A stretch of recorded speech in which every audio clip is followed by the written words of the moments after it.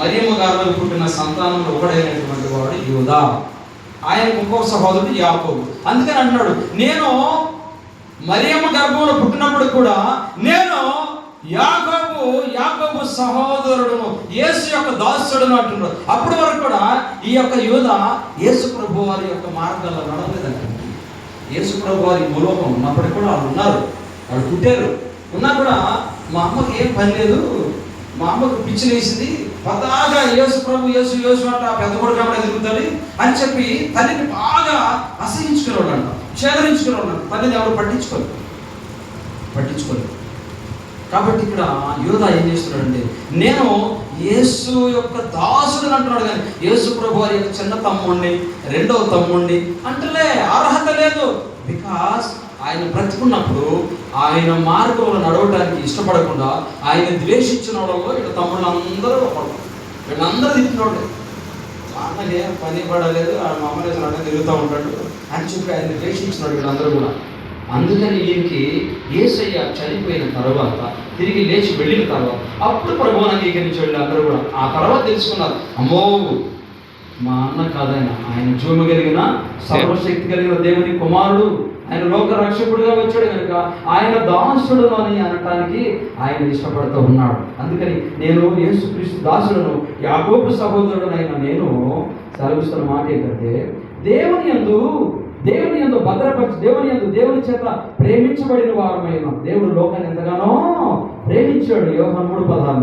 దేవుడి లోకాన్ని ప్రేమించాడు కనుక, ఆయన ప్రేమ ఈ లోకంలో ఉంది కనుక, ఆయన ప్రేమలో నువ్వు ఉండాలని ఆయన ఇష్టపడ్డాడు కనుక ఆయన నిన్ను ఏం చేస్తారంటే ఈరోజు ఆయుష్ను పొడిగించి ఆయన మార్గం నడిచి మెల్లగా నా మార్గానికి వచ్చి అక్కడ వచ్చి నా రాజ్యానికి వస్తాడేమోనని ఈరోజు నువ్వు బ్రతుకున్నామంటే నీ డబ్బులు కాదండి, నీ జ్ఞానం కాదండి, నీ వెనకాల అండ కాదండి, నీ కొండ కాదండి, నీ రాజకీయం కాదండి, ఏది కాదండి, ఇకనైనా మారుతాడేమో, ఇకనైనా మారుద్దేమోనని కేవలము అందుకే దేవుడిని ఆయన ప్రేమిస్తున్నాడు. కనుక దేవుని యందు నువ్వు ప్రేమించబడిన వాడివై యేసుక్రీస్తు యొక్క భద్రతలో మనం ఉన్నామంట. స్తోత్రం. హల్లెలూయా. హల్లెలూయా. దేవుని కాలంలో దేవుడు లోకాన్ని ప్రేమించాడు కనుక ఆయన ప్రేమ మన మీద నిలిచి ఉంది. కాబట్టి యేసుక్రీస్తు ఏం చేస్తారంటే మనల్ని ఈ రోజు భద్రపరిచినటువంటి దినాల్లో ఉన్నాము. ఆయన మనకి ఆదరణకర్తలు ఇచ్చేసి ఆయన ఆదరిస్తూ మన మధ్యలో ఆత్మ సంచారంతో చేస్తూ మనల్ని కాపాడుతున్నటువంటి దినాలు మనం ఉన్నాం కనుక ఇలాగా మీరు ఎలా ఉండాలి, ఏం చేస్తే బాగుంటుంది, దేవుని రాజ్యంలో మీరు వెళ్ళాలంటే ఎలా ఉండాలి అని అంటే ఇప్పుడు రండి 21వ వచనంలో రండి. 20-21 సార్ యాకోబు యూదా 1వ వచనం 20వ వచనం 21 కలిసి. ప్రియులారా, మీరు విశ్వసించు అతి పరిశుద్ధమైన దాని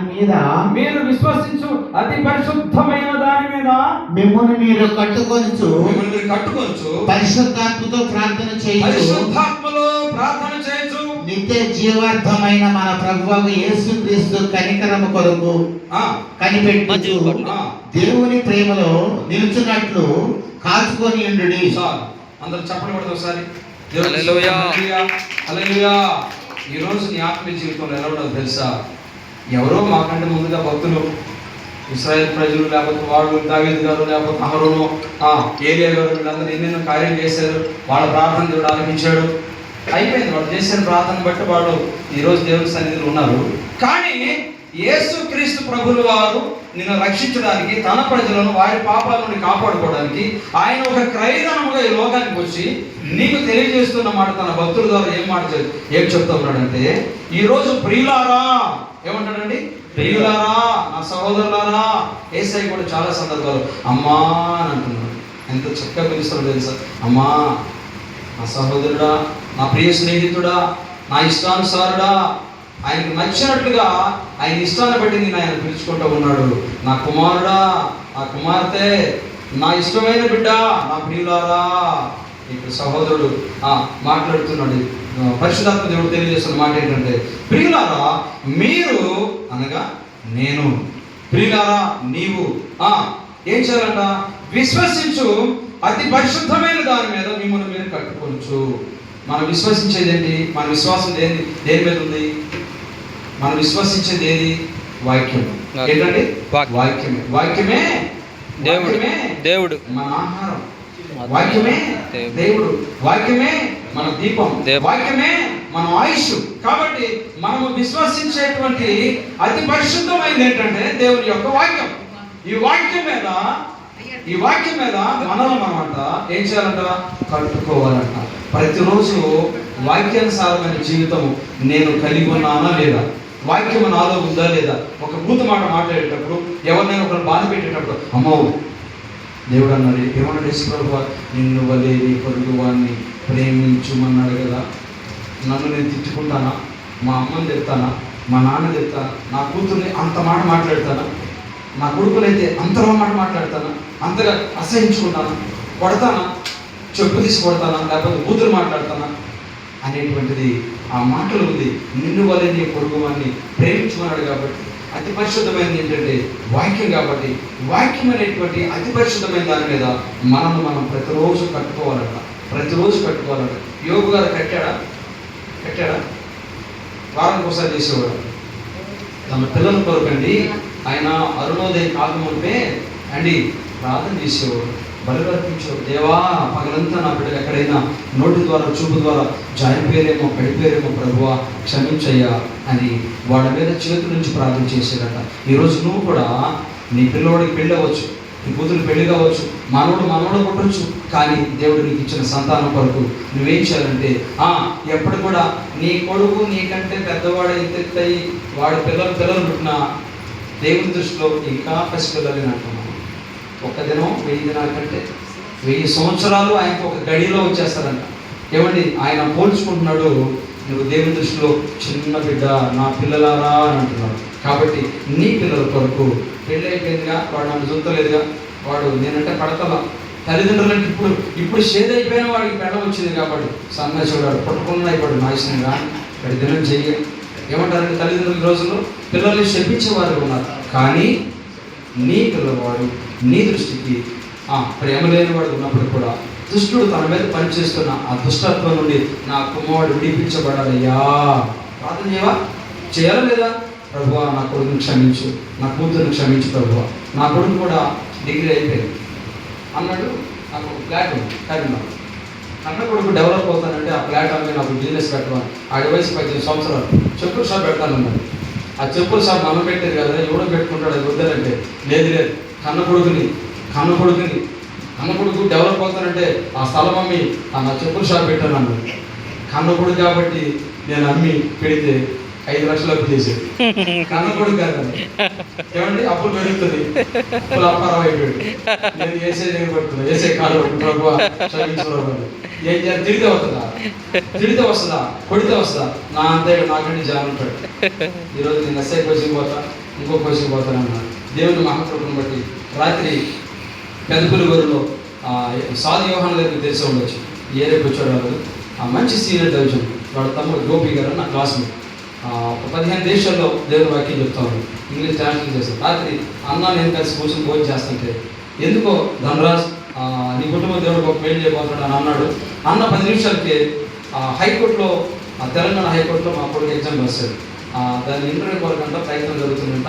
ఒక వ్యక్తి రెడ్డి హైకోర్టు జడ్జి డ్రైవర్ నడుపుతాడు, అమ్మగారి డ్రైవర్. ఆ డ్రైవర్కి వాళ్ళ బామ్మకి ఉద్యోగం వచ్చింది. నేనే వాడికి సర్టిఫికేట్ ఇచ్చాను, ఇంగ్లీష్ మీడియం సర్టిఫికేట్. వాడికి ఉద్యోగం వచ్చింది. ఆ వ్యక్తి మీ కొడుకు నేను ఉద్యోగం ఇప్పిస్తానని రాత్రి ఫోన్ చేశాడు. స్తోత్రం, హల్లెలూయా. దేవుని సేవకులతో సహవాసం కలిగి ఉంటే, దేవుని సన్నిధికి వస్తే, ఈరోజు ఇక్కడ రావడం వల్ల మీ అందరిని చూశాను. ఈ మాటలు మాట్లాడడానికి, నేను కూడా ఆత్మీయంగా బలపరచబడడానికి దేవుని మహాకృప మనందరూ దేవుడు అనుగ్రహించాడు. దేవుని స్తోత్రం. ఇటు మొట్టమొదటి అతి పరిశుద్ధమైంది ఏంటంటే వాక్యం. ప్రతిరోజు వాక్యం గుర్తుకురావు, ప్రతిరోజు దేవుని మాట గుర్తుకురావు. అయ్యా, రాత్రి నేను ఎక్కడ ఎవరితో మాట్లాడినా, ఏమన్నా జారిపోయినా, సారీ ప్రభు, నన్ను క్షమించు, గుర్తుకొస్తే క్షమించు. కాబట్టి ప్రభుని నువ్వు అడిగేదానిగా అతి పరిశుద్ధ వాక్యం మీద నువ్వు కట్టుకోవాలి. రెండో పాయింట్ చూడండి, రెండో మాట అంటున్నాడు. రెండో మాట, విశ్వసించి అతి పరిశుద్ధమైన దాని మీద మిమ్మల్ని మీరు కట్టుకోవాలి. పరిశుద్ధాత్మలో ప్రార్థన చేయొచ్చు. ఏ ప్రార్థన చేయాలండి? చాలా మంది కూడా ప్రార్థన చేస్తారు. ప్రార్థన నేను విమర్శించలేదు, కానీ నీ ప్రార్థన ఈ మందిరంలోనే ఉంటుందా? మందిరం దాటి ఆకర్షణకు వెళ్తుందా? లేకపోతే మధ్య ఆకర్షణలో ఆగిపోతుందా? నువ్వు చేస్తున్న ప్రార్థన, ఇర్మియా నువ్వు ప్రార్థన చేస్తున్నావు, ఇటు చూడాలి మీరు. వాక్యం తర్వాత చదువుతాను, మాటలు లేదండి, తర్వాత చదువుతాను. ఇర్మియా నువ్వు ప్రార్థన చేస్తున్నావు, వీళ్ళు ఎవరంటే లోబడరయ్యా, వీళ్ళు నువ్వు చేస్తున్న కరెక్టేనయ్యా మాస్టర్ గారండి, రమేష్ గారండి, ఇంత ప్రయాసపడుతున్నాను, వీళ్ళు లోబడతలేదయ్యా, వీళ్ళు అప్పుడు మాత్రమే గొర్రెలు అడుగుతున్నారు, యథారాజా తదా ప్రజలు బయటకు వెళ్ళగాలి, ఆయన అట్నే ఉంటాడు అట్నే ఉంటుంది, లెక్క లేకుండా ఉన్నారయ్యా, లోబడని ప్రజలయ్యా, నువ్వు చేస్తున్న ప్రార్థన ఇర్మియా నేను వినను అని. ఒక యాజకుడు అండి చిన్న వయసులో దేవుని సన్నిధికి దేవుడి దగ్గరికి వచ్చి ఏసై పట్టుకున్నాడు, జోగులని దేవుడు పట్టుకున్నాడు, యెహోవా దేవుడు పట్టుకున్నాడు. ఈరోజు నిన్ను కూడా పట్టుకున్నప్పుడు నువ్వు చేస్తున్న ప్రార్థన దేవుడు వినకుండా ఉంటున్నాడు అని అంటే అవతల వైపు ఎట్లా ఉన్నారు, నువ్వు చేసే ప్రార్థన ఎట్లుందో, నీ చేతులు కొన్ని సందర్భాలు అంటాడు, నీ చేతులు రక్తమయమై ఉన్నవి. నీ ప్రార్థన వినకుండా ఉండడానికి కారణం ఏంటంటే నీ చేతులు రక్తంతో ఉన్నాయి. ఇర్మియా నమ్మలేదా? నువ్వు చేతుల ప్రార్థన రక్తం అంటే పాపంతో ఉన్నావు, పాపంతో ప్రార్థన చేస్తే దేవుడు ఆ ప్రార్థన ఇక్కడ వరకే ఉంటుంది, మధ్యాకర్షణ కూడా వెళ్తున్నాను. కాబట్టి 2 రకాల ప్రార్థన. నువ్వు చేసే ప్రార్థన నిష్కల్మషమైనదిగా, యథార్థంగా, పరిపూర్ణమైన మనసుతోటి దేవునికి ఇష్టమైనటువంటి బిడ్డగా చూపించి ప్రార్థన చేయగలిగితే అది పరిశుద్ధాత్మ శక్తి చేత నువ్వు నింపబడి ఆ పరిశుద్ధాత్మ ప్రార్థన జీవగలిగిన దేవుని దగ్గర వెళ్ళి నువ్వు ఏది అడిగితే దేవుడు అది ఇవ్వడానికి ఇష్టపడతాడు. దేవుని మహిమ కలుగును గాక. హల్లెలూయా. పరిశుద్ధాత్మలో ప్రార్థన. ఎంతమందికి దేవుని యొక్క ఆత్మ చేత నింపబడి దేవుని యొక్క ఆ ప్రవచనాలు చెప్పేవారుగా, అంత్య దినాల్లో నా బిడ్డలు ఏం చేస్తారంట? ప్రవచనాలు కలుగుతారంట, కలలు అంటారంట, దర్శనాలు చెప్తారంట. ఏమండి, ఎంతమందికి ఈరోజు ప్రవచనాలు చెప్పేవారు ఉన్నారు? 30 సంవత్సరాలు కావచ్చు నమ్ముకొని, 18 సంవత్సరాలు కావచ్చు నమ్ముకొని, ఒక మాట చెప్తే నా మాట అవునంటే అవును, కాదంటే కాదు, నా సేవకులు నోటుకుని వచ్చే మాట అది రూఢపరుస్తానన్నాడు. నువ్వు కూడా సేవకులు రాలేదు. సేవకులు అంటే ఎవరు? బైబిల్ తీసుకుని వాక్యం చెప్పేవాళ్ళు కాదు, దేవుని యొక్క పాదాలు పట్టుకుని అడిగేవాళ్ళు అందరూ కూడా సేవకులమే. మనందరూ దేవుని శిష్యులమే, యేసయ్య పిల్లలమే. రేపు నువ్వు కూడా సేవకుడు కావచ్చు, నువ్వు కూడా సేవకులు కావచ్చు. కాబట్టి నీ మాట దేవుడు రూఢపరిచే విధంగా ఉండాలంటే పరిశుద్ధాత్మ అనుభవంలో ఉండాలి. ఆమె హల్లెలూయా. హల్లెలూయా. మూడో మాట అక్కడే ఉంది. నిత్య జీవార్థమైన మన ప్రభువు యేసు క్రీస్తు కనికరం కొరకు కనిపెట్టుకోవాలి. స్తోత్రం. హల్లెలూయా. నిత్య జీవాన్ని తీసుకెళ్ళేది ఎవరంటే జీవగలిగిన నా యేసయ్యే. ఆయన కనికరం కనుక నీ మీద లేకపోతే నిత్య జీవం లేదు. ఆయన కనికరం నీ మీద ఎప్పుడు వస్తుందంటే దేవుని యందు భయభక్తిని కలిగి ఉంటే, ఎప్పుడైతే దేవునికి నువ్వు లోబడతావో, దేవుని సన్నిధికి వస్తావో, ఆయన అడుగుజాడలో నడుస్తావో, పరిశుద్ధాత్మలో ప్రార్థనలో ఉంటావో, ఏమండి పరిశుద్ధాత్మలో ప్రార్థనలో ఉంటావో, మొట్టమొదటి ఏమన్నాడు? అతి పరిశుద్ధమైన దాని మీద నిన్ను నువ్వు కట్టుకుంటావో అప్పుడంట నిత్య జీవానికంట యేసయ్య కనికరం నీ మీద దిగొచ్చిందంట. స్తోత్రం. హల్లెలూయా. హల్లెలూయా. నువ్వు ఈ భూమి మీద ఎంతకాలం బ్రతికేవనేది లెక్క కాదండి. చనిపోతే ఇక్కడ కళ్ళు మూస్తే యేసయ్య రాజ్యంలో కళ్ళు తెరవాలి. అది నీకు కావాల్సింది. ఈరోజు నువ్వు కట్టిన బిల్డింగులు రావు, నీ కార్లు రావు, స్థలాలు రావు, నువ్వు కోట్లు సంపాదించిన కూడా నువ్వు చచ్చిపోయినాక నీ పిల్లలు కూడా నీతో రారండి. నువ్వెక్కడుంటావు, వాడు ఎక్కడుంటావు ఎవరు కూడా తెలవదు. కాబట్టి నిత్య జీవార్థమైనటువంటి ఆ యేసయ్య కనికరం కనుక నీ మీద లేకపోతే నువ్వు మరణానికి అప్పగించబడితే, నరకానికి పెడితే, ఇంతకాలం ప్రభువుని నమ్ముకుని ఉపయోగం ఏముంది? దేవుని సన్నిధికి వచ్చి నిద్రపోయినావా? దేవుని గురించి వాక్యం నేర్చుకున్నావా? యేసయ్య సన్నిధికి వచ్చి ఆ కనీసం ఒక మాటన నీ హృదయంలో నాటుకొని ఈ 2026 సంవత్సరంలో అబ్బా నాలో నుండి ఈ ఒక అలవాటు తీసేసుకున్నానండి, అబద్ధం మాత్రం పోయిందండి, అబ్బా యేసయ్యా నీకు స్తోత్రం ప్రభువా. ఇంకొకటి ఉందండి, ఎవరన్నా పక్కన ఏదన్నా మంచిగా ఏదన్నా బట్టలు వేసుకుంటే నేను వాడలేనండి, అసలు పట్టు చీర కట్టుకున్నా కానీ, కొత్త బట్టలు వేసుకున్నా కానీ, ఎవరైనా కారు కొనుక్కున్నా కానీ, ఏదైనా కొత్త దాని ఎవరో చూశానంటే నాకెందుకు కళ్ళమంటాను బాగా అసలు అసలు అసలు ఇది భరించలేదు. ఇది మార్చుకోవా? యేసయ్య అంటున్నాడు, బిడ్డ అవి నీకు తగవు, నా ఇష్టమైన బిడ్డలుగా నువ్వు నాకు ఇష్టపడితే, ఏమండి ఆయన కనికరం అంట నీ మీదకి దిగొస్తుందంట. ఆయన కనికరం కనుక నీ మీద ఉంటే ఏ శోధన ఏ కీడు నీ గుడారమును సమీపించు. ఎట్టి పరిస్థితులు నీ అంచుల్లో కూడా యేసునామము. హల్లెలూయా. హల్లెలూయా. నా దీపమును వెలిగించువాడు నా చీకటిని వెలుగుగా చేయును. నా దీపమును వెలిగించువాడు నా చీకటిని వెలుగుగా చేయును. జలరాశుల నుండి బలమైన దేవ, జలరాశుల నుండి బలమైన దేవ, వెలుగల చేసిన బలమైన దేవ.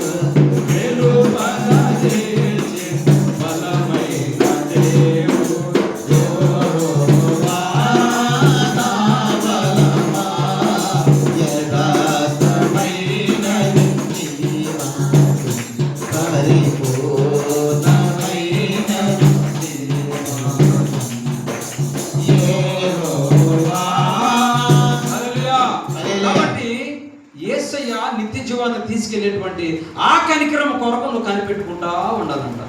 ఏ కనికరం అండి?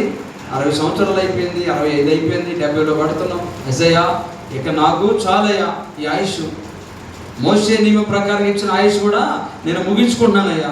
ఏమండి మానవుని ఆయుష్ కాలం ఎంత అండి? మోషే గారు చెప్పిన ప్రకారంగా దేవుడు చెప్పింది 120 సంవత్సరాలు. మోషే గారికి ఇచ్చి 120. మోషే గారు చెప్పింది 10 మందిని పెట్టిపోయాడు. 60 70 సంవత్సరాలు అధిక బలం ఉంటే 80 సంవత్సరాలు. 70 అధిక బలమా 80 సంవత్సరాలు. 80 పెట్టి మళ్ళీ ఏమన్నా ఒక టైటిల్ ఇచ్చాడు ఒకటి లాస్ట్కి. కానీ అందరూ అప్పుడు నేను ఈ ముసలాడికి ఇడ్లీ తెమ్మన్నాడు, రోజు ఇడ్లీ ఉన్న పెద్ద బదిలీ అయిపోయింది. క్యాబినెట్ అయిపోయింది. క్యాబినెట్ కోసం కూడా చదువుకుంటారు కొడుకులు కూతురు మనవాళ్ళు. ఏమంటే కాదు చదువుకుంటా పోతారు అవసరం. ఒక ముసలాడు మంచంలో ఉన్నాడు. మంచంలో ఉంటే కొడుకు కోడలు ఇద్దరు కలిసి ఏది పెట్టే మా నాన్నకి, ఏమండి మా ప్లేట్ అండి, ఈ ప్లేట్ కదా మా నాన్నకి ఒక సపరేట్ ప్లేట్ పెట్టాలి అని చెప్పానని. ఆ మునుపటి రోజుల్లో ఆ జర్మన్ సిలిండర్ పాత్రలు ఉండేది. ఏంటంటే జర్మన్ సిలిండర్ కదా, జర్మన్ సిలిండర్ పాత్ర సత్తుపల్లి ఆ ప్లేట్ పెట్టాడు. ప్లేట్ పెట్టి కొడుకే, కోడలు కాదు, కోడలు చేసి కోడలు చెడు పెట్టేట్టు చేసేది కొడుకుని అనుకోండి. వీళ్ళు కరెక్ట్ వాళ్ళు కరెక్ట్ ఉంటారు. ఆ లేకపోతే నువ్వేనా చూసావు తల్లే, అసలు మెయిన్ ఆ ఇతరం కదా, ఇతరం లేకపోతే చెట్టు లేదు కదా. కాబట్టి ఆయన ఇంపార్టెంట్ బేస్ నాకు కొనాలమ్మా, నేను నమస్కారం చేస్తాను, వెళ్ళినా పర్వాలేదు కానీ అంటే ఆ లైన్లో ఉంటుంది. బండి తప్పదు గాడి, స్తోత్రం చెప్పండి హల్లెలూయా, ఎందుకంటే ఓపెన్గానే మాట్లాడుతుంది. అయితే ఒక పళ్ళెం పెట్టింది. ఆ పళ్ళెం పెట్టాడు. పళ్ళెం పెడితే రోజు అయ్యో ఇక్కడ ఇంట్లో నాన్న మూత్రం పోస్తున్నట్టు 50 సంవత్సరాలు 80 సంవత్సరాలు షుగర్ బీపీలోనే ఈ సాగిరుడు చేస్తారండి, నువ్వు పళ్ళెం పెట్టమన్నా కరెక్ట్గానే ఆయన మూత్రం పోతున్నంత వాసన వస్తుంది మనకి ఇక్కడ బెడ్రూమ్ కూడా అంతా ఇదేనంటే, ఇదిగో మన ఇంటి ప్రక్కన ఒక తాటేరు గుడిసేద్దాం నాన్నకి, ఒక గుడిసి వేసి పక్కనే ఆ గుడిసి అయితే డిస్టర్బెన్స్ ఉండదు. అది మూత్రం పోసినా లాట్రిన్ పోయినా ఏ ప్రాబ్లం ఉండదు. మనమే తీసుకెళ్ళి అన్నంలో ఆ కంచంలో అది వేయచ్చు, ఒక చెంబు నీళ్ళు పెడితే తాగుతాడని ప్రక్కనే ఒక గుడిసి నార్మల్ గుడిసి వేసారంట. గుడిసిలో ప్లేటు చెంబు అవన్నీ పెట్టారు. కొంతకాలం అయిన తర్వాత తండ్రిని బాధపడుతూ అయ్యో ఈరోజు వాడి స్థితిలో రావడానికి నేను ఎంత కష్టపడ్డానో, నాలుగుని అడుగుని కడుపు తిని తినక ఎంత కష్టపడ్డాను. తల్లి ముందే చనిపోయింది. బాధపడి ఎప్పుడు కూడా ఏడ్చి కన్నీటితో ఆయన ఒకరోజు చనిపోయాడు. చనిపోయిన తర్వాత నాన్న దాని సంస్కారాలు అయిపోయింది, సమాధి చేశారు, అయిపోయింది. తర్వాత వాడు కొడుకుంటాడు. ఎవరికి? ఆ చచ్చిపోయినాక ఒక మనడు. ఈ కొడుకు ఏం చేశారంటే చిన్నప్పటి నుంచి తాతయ్యకి ఏ ప్లేట్ పెట్టారో, ఏ గ్లాస్ పెట్టారో, ఏ సర్వీస్ చేస్తున్నారో ఇవన్నీ కూడా ఈ మనవాడు అబ్జర్వ్ చేస్తా వాడు కూడా పెరిగి పెద్దవాడు బీటెక్ ఇంజనీర్ అయ్యి వాడు పెద్ద ఆఫీసర్ అయ్యాడు. వీడు ఆఫీసర్ అయితే వీడికి తండ్రి అయిపోయాడు, ముసలుడు అయిన తర్వాత వాడికి పిల్లలు అంటే పిల్లలు పుట్టినారు. ఏమండి ఇప్పుడు లేటెస్ట్ అయిపోయింది, what non sense, your daddy is very okay ఏం చేద్దాం, ఐసీ వీడు వచ్చి మా డాడీ మా తాతయ్య చేసినప్పుడు గుడిసేసారు, రైట్ అని అక్కడ ఆ ఊళ్ళో పన్నెండు తీసుకొచ్చి చక్కగా తాటాకులు గుడిసి వేయించి వాడికి ఏసీ బంగ్లా ఉండ తాటాకులు గుడిసి వేయించి ఆ తాటాకులు గుడిసిలో నాన్న తీసుకెళ్ళి పెడితే రే ఏంట్రా నువ్వు గుడిసిలో నాన్న తాతయ్య నడిపించిన మాడుకున్నాను, నీకు ఆశీర్వాదం, నాకు ఆశీర్వాదం నాన్న గుడిసిలో పెట్టి అక్కడ తెచ్చేదాకా గుడిసిలో పెట్టాడు. ఎట్లా వస్తుంది తెలుసా అండి ఆశీర్వాదం? ఏమంటే ప్లేట్ పట్టదే ప్లేట్ నాన్న తాత ప్లేట్ దాచిపెట్టి ఇదిగో తాతయ్య నాన్న, నేను కన్నా తండ్రి కదా నాన్న, ఇదిగో నాన్న అని చెప్పి చేశారు. ఈరోజు పిల్లలు నువ్వు ఏది చేస్తే నీ వెనకాల అదే చేస్తారు, జాగ్రత్త. చేస్తే కనికరం కనుక నీ మీద ఉంది, అట్లా చేయడు. చివరికి మాట ఏమన్నాడు తెలుసా? దేవుని ప్రేమలో నిలిచినట్లు కాచుకొని ఉంటాడు. ఏసే ప్రేమ నీ మీద ఉందా, నీ కుటుంబం మీద ఉందా? దుష్టుడు ఏమాత్రం నేను అంటుకోడు. ఈరోజు నేను మాపల నుంచి బయలుదేరి వచ్చేటప్పుడు మా ఇంటి ఒక అక్క ఉంది. ఈరోజు డాక్టర్ గారు ఇక్కడ క్యాంప్ ఉన్నాను, చాలా దూరం పోతున్నారు అంటే మా వాడు రెడీ అవుతున్నాను. నేను ఆడకుండా చెప్పుకుని వచ్చేసి ఒక మాస్టర్ గారు ఇద్దరు కూతుర్లు అంట బట్ బాపట్లు, వాళ్ళు రక్షణ శాఖ ఏదో తెలియదు,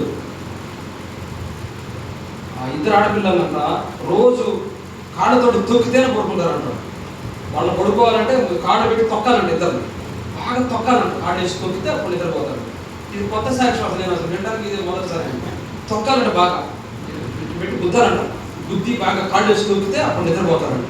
అది అదే రోగము, అదే సమస్య, నాకు అర్థం కాదు. ఏంటిదయ్యాలని చాలాసార్లు తిప్పారంట. ఏం లేదమ్మా డాక్టర్, ఏ డాక్టర్ తీసుకెళ్ళి ఏ రోగం లేదంటాను. ఏంటిదని అంటే చాలా పరుషం ప్రార్థన చేసి చెప్పేశారు, అమ్మ ఆవిడ భయంకరం పని చేస్తున్నాడు పాస్టర్ గారి ఇంట్లో. అర్థమవుతుందా?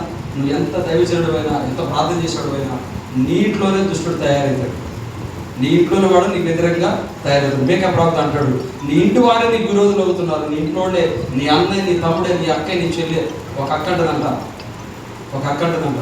మా చెల్లి చచ్చిపోతేనే మా అమ్మ దగ్గరికి మా చెల్లి సావాలి, నేను రావాలి, మా చెల్లి సావాలి.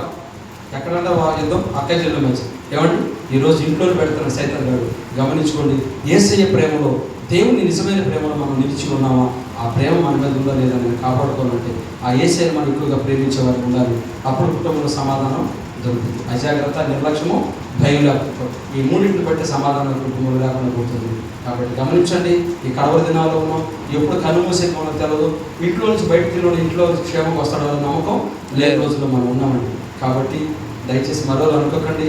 చక్కని ఆత్మీయతలో మన పరిశుద్ధాత్మ ప్రార్థనలో అతి పరిశుద్ధమైన వాక్యం మీద కట్టుకొనచ్చు. యేసయ్య కనికరాన్ని మనం కనిపెట్టుకోవచ్చు. దేవుని ప్రేమ మన మీద నిలిచి ఉందా లేదా అనేటువంటి ఆ విషయాలు ముందుకు నడవాలని తెలియజేస్తూ ఈ మాట నేను ముగిస్తూ ఉన్నా. దేవుడు మిమ్మల్ని, మీ కుటుంబంగా దీవించిన గాక. ఈ సంఘాన్ని, ఈ మందిరాన్ని ఇతరులకు, ఈ ప్రాంతం అందరికీ ఆశీర్వాదకరంగా దేవుడు మార్చును గాక. Thank you.